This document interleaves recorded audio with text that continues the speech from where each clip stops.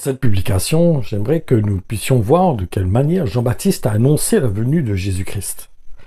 Et pour cela, nous allons lire le 6e verset du chapitre 3 de l'évangile de Luc. Il nous dit « Jean disait à ceux qui venaient en foule se faire baptiser par lui, « Race de vipères, qui vous a fait croire qu'en vous faisant baptiser, vous pourriez esquiver le jugement imminent de la colère de Dieu ?»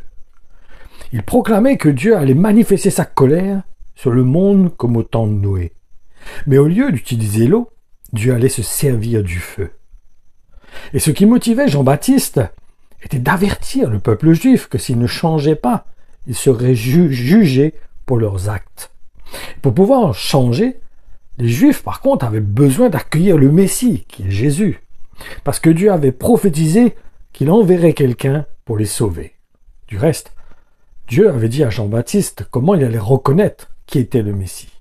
Il y avait une colombe qui allait descendre sur celui qui était le Messie. Par contre, nous voyons que Jean-Baptiste mettait l'accent sur le fait que ce n'était pas suffisant de se faire baptiser pour être pardonné des péchés, mais il devait aussi changer, prendre en considération donc la grâce qui leur était accordée au travers de l'envoi du Messie. Et c'est impératif de bien comprendre le cœur de Dieu qui n'a pas le désir de voir quiconque terminer son existence dans les temps de feu. Et c'est ce que nous explique l'apôtre Paul dans sa première lettre qu'il a adressée aux Thessaloniciens dans le chapitre 5 et le verset 9 qui nous dit « Car Dieu ne nous a pas destinés à encourir sa colère, mais à posséder le salut par notre Seigneur Jésus-Christ. » L'Évangile est catégorique sur le fait que le seul moyen de pouvoir être réconcilié avec Dieu, c'est de s'identifier à Jésus en tant que Christ. C'est ce que nous dit l'apôtre Jean dans son évangile au chapitre 3 et dans le verset 36. Celui qui place sa confiance dans le Fils possède la vie éternelle. Celui qui refuse d'écouter le Fils et de se fier à lui ne verra jamais la vie avec la colère de Dieu reste suspendue au-dessus de sa tête. De son côté, l'apôtre Paul explique de quelle façon nous pouvons éviter le jugement. Et cela se trouve dans la lettre qu'il a adressée aux Romains dans le chapitre 5 et le verset 9, où il nous dit « À plus forte raison maintenant, puisque nous sommes acquittés par l'effusion de son sang, pouvons-nous être certains d'être aussi soustraits par lui à la colère à venir. » Il confirme encore cela dans la première lettre qu'il a écrite aux Thessaloniciens au chapitre 1 et dans le verset 10, où il leur dit « Maintenant, vous attendez le retour personnel de son Fils Jésus, qu'il a ressuscité des morts et qui reviendra du haut des cieux pour nous délivrer de la colère à venir. » Par contre, il faut savoir que malgré ce que disent certains chrétiens, si un enfant de Dieu n'exprime pas l'évangile dans le même esprit que les apôtres l'ont communiqué, ces personnes prennent le risque de passer par le jugement. Et c'est ce que nous explique en effet l'apôtre Paul dans la lettre aux Romains, dans le chapitre 1 et dans le verset 18, où il nous dit « Dieu manifeste sa colère du haut du ciel aux hommes impies qui ne lui apportent pas l'honneur et le respect qui lui sont dus, et qui par leur perversité étouffent la vérité et la retiennent captive de leur méchanceté. » Nous devons aussi faire attention d'avoir une attitude orgueilleuse, car il ne faut pas oublier que Dieu résiste aux personnes qui manifestent ce genre d'attitude, qui consiste donc à être sûr d'eux-mêmes. Et je vous encourage, pour comprendre cela, à lire le verset 5 du chapitre 2 de l'Épître aux Romains, qui nous dit « Au lieu de cela, tu te barricades derrière ta conduite soi-disant irréprochable. Prends garde de ne pas t'endurcir au point que ton cœur ne devienne incapable de se convertir. Tu augmenterais sans cesse la colère divine inscrite à ton compte. Elle te serait payée en entier au jour de la colère et du jugement, lorsque Dieu dévoilera sa justice devant tous. » Ne nous trompons pas qu'à la colère de Dieu, dont il est question dans la parole de Dieu, va s'abattre en premier lieu sur les Juifs. Et regardons à ce sujet ce que nous dit Jésus dans l'évangile de Matthieu au chapitre 21 et dans le verset 23. « Quel malheur ce sera en ces jours-là pour les femmes enceintes et pour celles qui allaiteront, car il y aura une grande détresse dans ce pays, et la colère de Dieu se manifestera contre ce peuple. » En effet, nous ne laissons pas séduire car toutes les personnes qui se complaisent dans le péché, païens ou juifs inclus, auront à subir la colère de Dieu. C'est bien l'avertissement qui nous est transmis par l'apôtre Paul dans sa lettre aux Éphésiens, dans le chapitre 2 et le verset 3, qui nous dit « Notre comportement à nous tous nous était dicté par nos instincts et nos passions. Nous nous laissions aveuglément gouverner par les impulsions de notre être naturel. Tout ce que je désirais dans nos pensées et notre imagination corrompue, nous l'exécutions, car nous étions comme obligés de céder à tous les caprices de notre nature humaine et de nos sens. Aussi, nous les Juifs étions-nous par nature l'objet de la colère de Dieu, comme tout le reste des hommes. » Il ne veut pas écouter certaines personnes, justement, qui voudraient faire croire que l'amour de Dieu est tellement grand qu'il n'exercera pas sa colère. Parce que ce n'est pas ce que nous dit la parole de Dieu. En effet, Dieu exercera bel et bien sa colère sur tous ceux qui n'auront pas considéré ce qui est enseigné dans sa parole.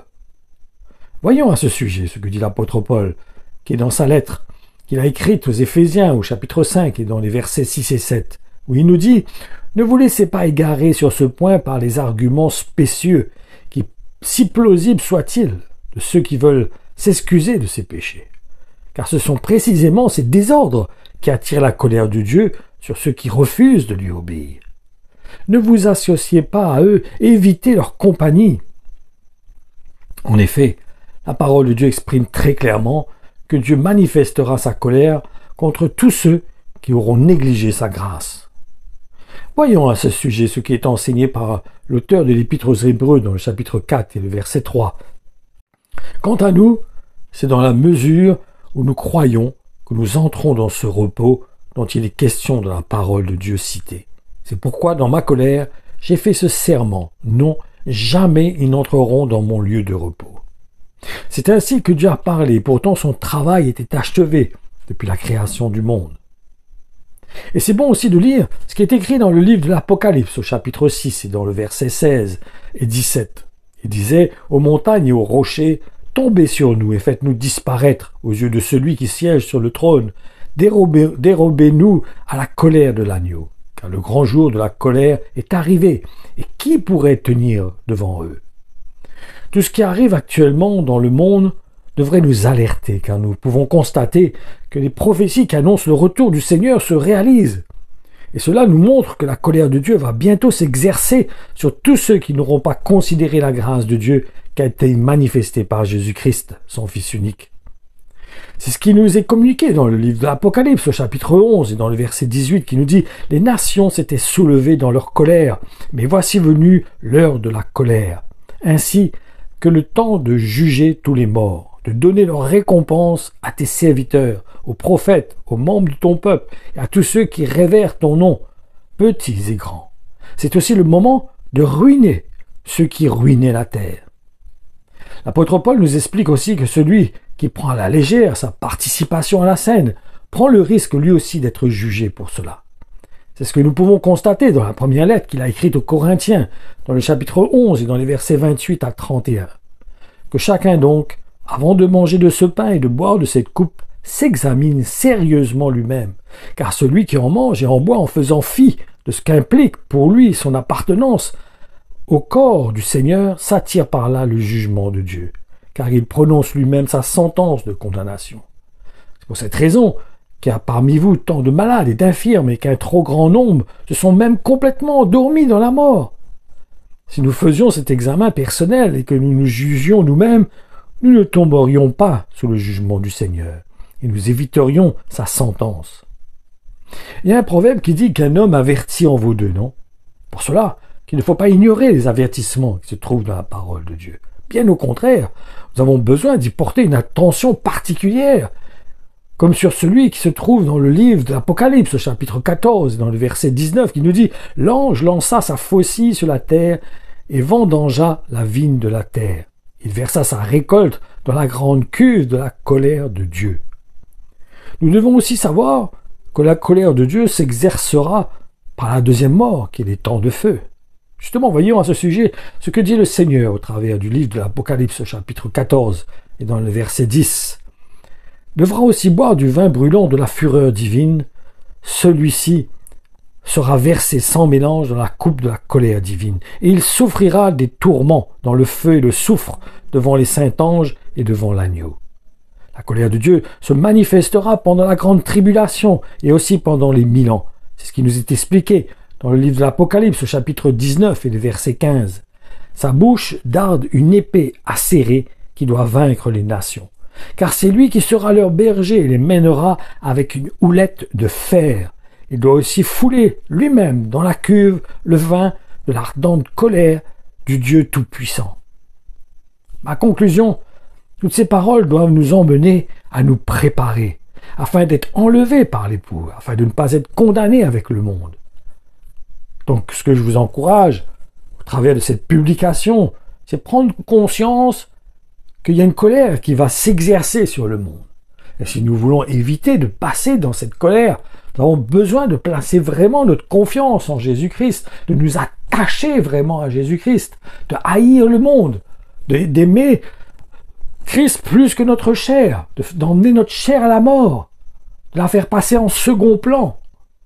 Mais réellement, dans notre cœur, de considérer la volonté de Dieu et chercher à aspirer de tout notre cœur, vraiment à être unis à Christ, de ne faire qu'un avec lui, afin que nous puissions être agréables au Père, afin que nous puissions trouver grâce devant le Père.